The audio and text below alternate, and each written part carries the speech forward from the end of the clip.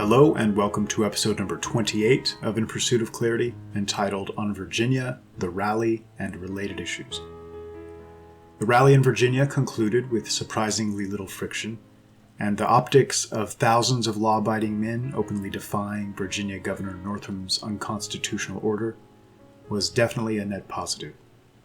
They even cleaned up after themselves on their way out, apparently, which seems to be a testament to the difference between how cultures and subsets of humanity tend to conduct themselves in major gatherings.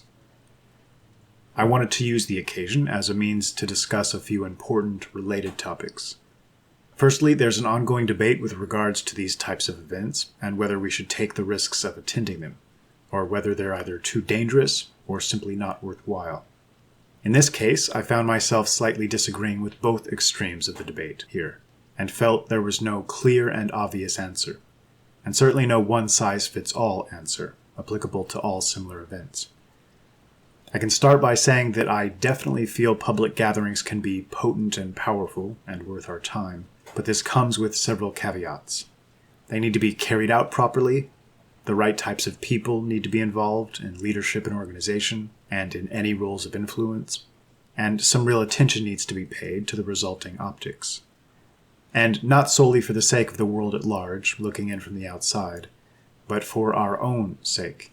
The reason ritual and public spectacle is capable of such power is because it helps a group slowly but surely define itself and determine its shape and nature.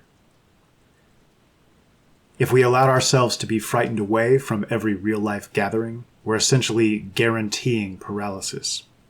At some point, and I feel this point needs to come very soon, we need to take on these risks, and to minimize and mitigate them with large numbers, proper planning and organization, and various forms of due diligence. The world at large might see the plethora of leftist gatherings and protests as a bit of a joke by now, inconsequential, silly, even a channeling of mental illness in many cases. But even still, they do have a net positive effect for their cause, in a sense. Merely by proving that a cause or ideology can muster raw numbers and bring sufficient amount of people into the streets is a signal to the world. Granted, there's a great deal of evidence that many of the major gatherings on the left weren't entirely organic, and seem so often to be some strange mixture of paid or coerced or ideologically agnostic, just tagging along for social reasons. But even still, the mere showing of numbers on the streets is a statement of power. It is much, much more difficult to push our element into the streets. We're not as responsive to peer pressure and social climbing instincts. We're not quite as easily moved or motivated using superficial tricks and tactics. And we're not as willing to scream shamelessly while holding a placard or wearing a disgusting pink cap to make a statement. Overall, I think this is a good thing. Those who have listened to recent podcasts or video creations have likely heard the phrase slowly but surely used increasingly often. I think this is an extremely positive trait and general approach. The knowing when to bite one's tongue or bide one's time and hold back, and when to commit. Protesting anything and everything at the drop of a hat hints at impetuous weakness, and that type of petulant fussiness isn't exactly worthy of a man, and certainly doesn't convey strength, discipline, or seriousness. The case in Virginia was, and is, different.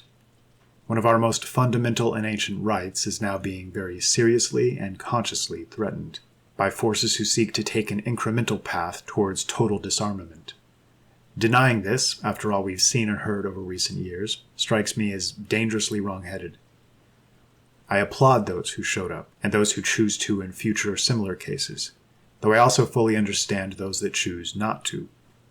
Men like Terry McAuliffe and Ralph Northam, and the scores of those like them in D.C., are errand boy politicians, willing to carry out the macro plans of the forces they serve, regardless of costs to nation, state, or citizen, and they've proven their willingness to use the most underhanded tactics.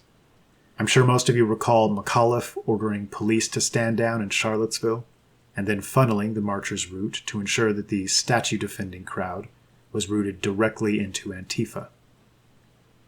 Speaking about it afterwards, I noticed he could scarcely contain a smile.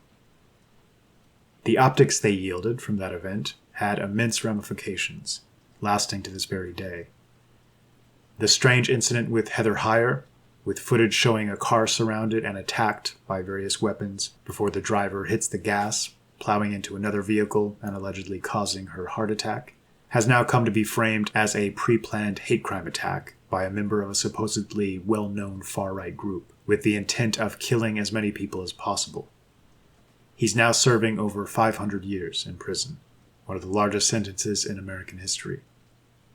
It's comically absurd, and of course we need to come to terms with the fact that the media is a wholly controlled entity, the furthest thing from objective, balanced, or honest.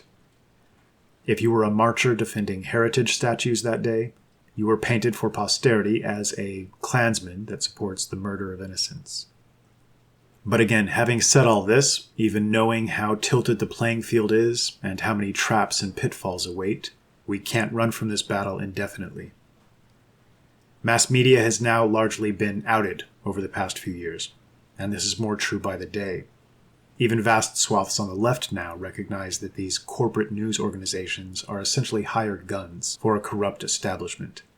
Actors and actresses willing to read any script for the right price.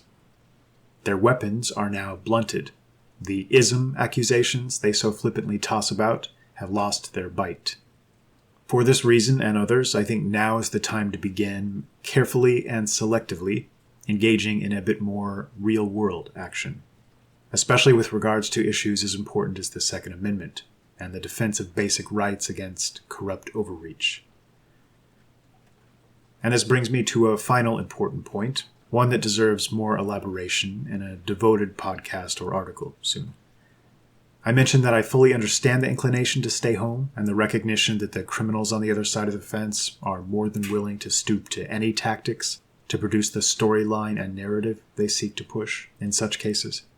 Many of the voices I respect in our community urged people to stay home, and even I urged extreme caution and wariness. But there were a few quote-unquote thought leaders and influencers, on the alt-right especially, who seemed to go a step further, and who I find myself growing increasingly suspicious of after observing years of similar behavior. One in particular not only laughed at the event and urged all to stay home, but essentially laughed off the gun confiscation issue and spoke of those attending as gun nuts. This same individual has recently laughed at nationalism and seems extremely skilled at burning every bridge that might connect our community to larger and more mainstream communities. Those types containing huge numbers of individuals that are either completely on the fence or overtly sympathetic to our ideas. I won't mention specific names, and I continue to try very, very hard not to make personal judgments short of definitive proof, but it strikes me that there's been a small circle of individuals doing this type of thing for years, namely preventing us from finding any common ground and ensuring we remain an isolated niche community with few opportunities to share our ideas beyond our own circles. Perhaps this isn't consciously done, perhaps they feel they have good reasons for doing so.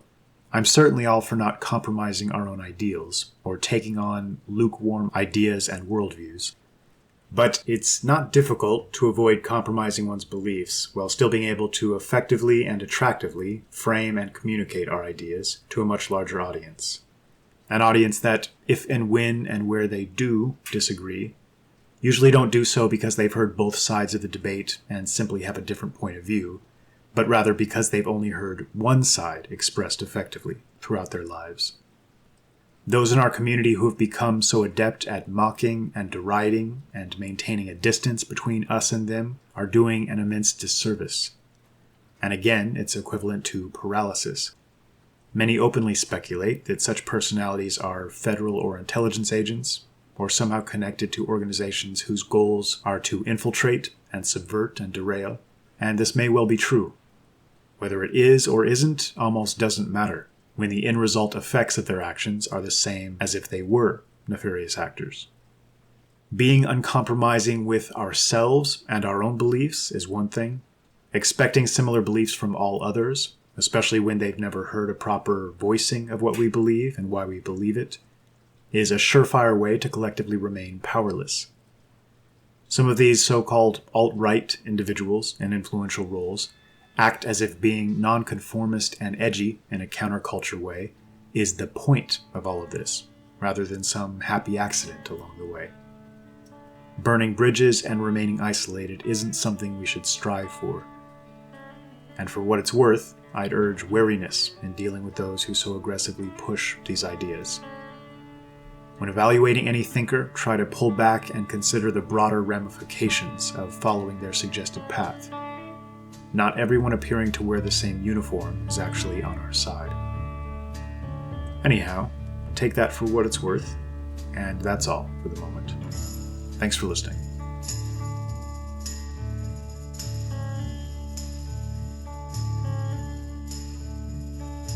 This is the end, beautiful friend.